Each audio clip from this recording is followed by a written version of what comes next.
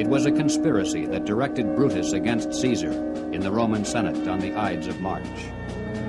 It was a conspiracy that plotted the betrayal of West Point by Benedict Arnold during the American Revolution. It was a conspiracy that led John Wilkes Booth to the assassination of President Lincoln on Good Friday, 1865. The past record of man is burdened with accounts of assassinations, secret combines, palace plots, and betrayals in war. The tenet of conspiracy has been a dominant force in all history. But in spite of this clear record, an amazing number of people have begun to scoff at the possibility of conspiracy at work today. They dismiss such an idea merely as a conspiratorial view of history. The purpose of this presentation is to show that the conspiratorial view of history, particularly of recent history, is the correct view. That there is a secret and powerful combine at work today, that it constitutes the unseen government of the United States, and that it properly can be identified as the capitalist conspiracy.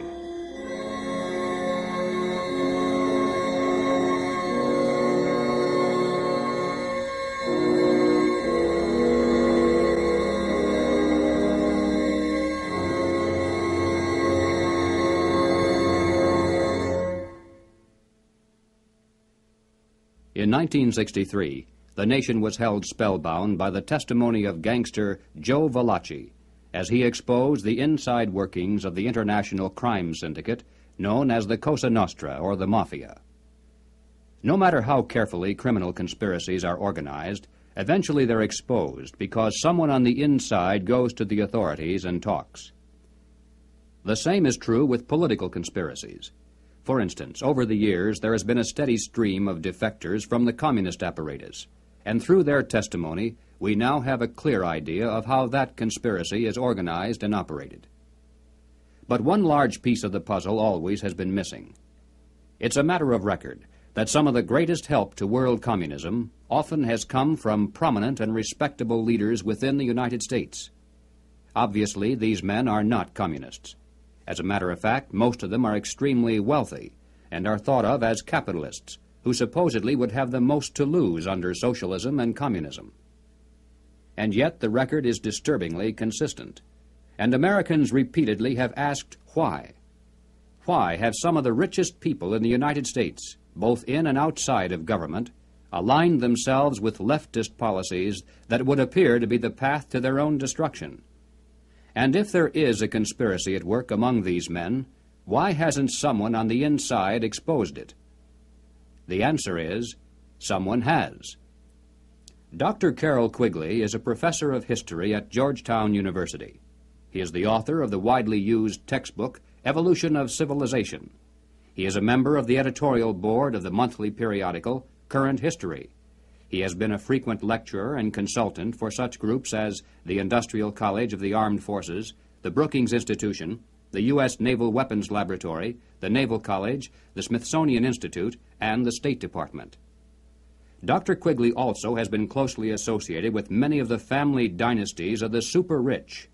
He is, by his own boast, an insider with a front-row view of the world's money power structure.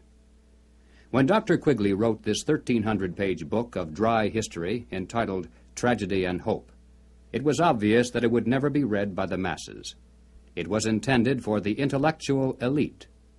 And to such a select readership, Dr. Quigley cautiously exposed one of the best-kept secrets of all time. But he also made it quite clear that he was an extremely friendly apologist for this group, and that he fully supports their goals and purposes. On page 950, Dr. Quigley says, "I know of the operations of this network because I have studied it for 20 years and was permitted for 2 years in the early 1960s to examine its papers and secret records. I have no aversion to it or to most of its aims, and have for much of my life been close to it and to many of its instruments. In general, my chief difference of opinion is that it wishes to remain unknown." Dr. Quigley points out that during the past 200 years, while the peoples of the world gradually were winning their political freedom from monarchies, the major banking families of the world were nullifying the trend toward representative government by setting up new dynasties of political control, but behind the scenes, in the form of international financial combines. These banking dynasties had learned that all governments, whether they be monarchies or democracies, must borrow money in times of emergency, and that by providing such funds from their own private resources, with strings attached, of course, gradually they could bring both kings and democratic leaders under their control. Dr. Quigley believes that people should be more familiar with the identities of these clever banking dynasties. They include such names as Baring, Hambros, Lazard, Erlanger, Warburg, Schroeder, Seligman, the Spires, Mirabeau, Mallet, Fuld, and above all, Rothschild and Morgan. It should be noted that while the Rothschilds and other Jewish families cooperated together in these ventures, this was by no means a Jewish monopoly, as some have alleged. Men of finance of many nationalities and many religious and non-religious backgrounds collaborated together to create this superstructure of hidden power. Its essence was not race, nor religion, nor nationality. It was simply a passion for control over other human beings. Dr. Quigley identifies this group simply as the international bankers. These are not the same as the local commercial bankers with whom we deal in everyday life. International bankers deal not with the general public, but with the industrial giants of the world, with other financial institutions, and especially with governments. The key to their success has been to control and manipulate the money system of a nation, while letting it appear to be controlled by the government. The net effect is to create money out of nothing, lend it to the government, and then collect interest on it. A rather profitable transaction, to say the least. For example, in 1694, international banker William Paterson obtained the charter of the Bank of England, and the power over England's money system fell into private hands.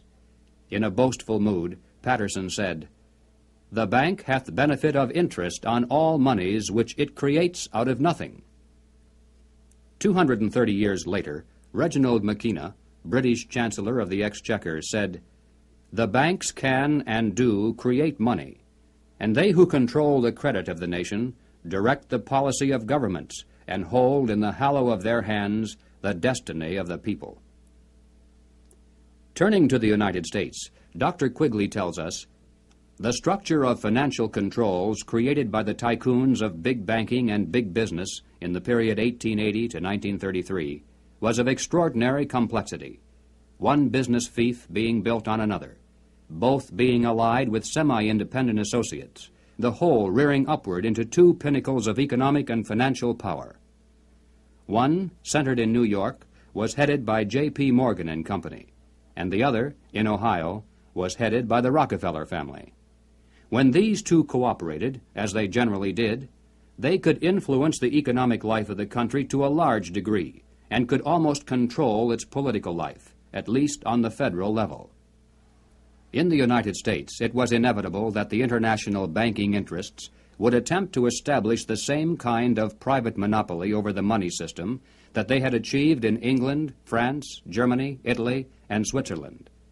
The same formula would be used: make it look like a government operation, but keep the control in private hands. John D. Rockefeller had purchased the Chase Bank, and his brother William bought the National City Bank of New York. The Rockefeller Chase Bank was later merged with the Warburg's Manhattan Bank to form the Chase Manhattan, one of the most powerful financial combines in the world today. Acting in concert with the Morgan banking dynasty, they spent untold millions of dollars to promote legislation that would grant to them a private franchise over this nation's money system. To sell this scheme to the voters, the monopolists created the propaganda line that the proposed banking law somehow would work against the monopolies. Politicians took up the cry, "Banking reform," and "Down with Wall Street."